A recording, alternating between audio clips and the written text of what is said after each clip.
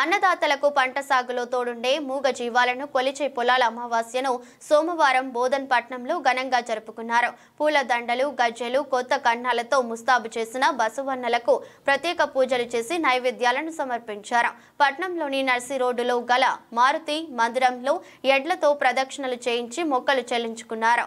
బసవన్నలు ఏడాది పొడవునా పడిన కష్టాలపై పొలాలు రోజున శివుని వద్ద గోడు వెళ్లబోసుకుంటాయని రైతుల నమ్మకం. అందుకే వాటిని ఆలయాలకు తీసుకెళ్తారు. పశువుల మొర వినడానికి శివుడు హనుమానాలయాలకు వస్తాడని రైతుల విశ్వాసం. బసవన్నలను మారుతి మందిరం నుండి బాజా భజంత్రీల నడుమ రైతులు నృత్యాలు చేస్తూ ఊరేగింపుగా ఇండ్లకు తీసుకువెళ్తారు.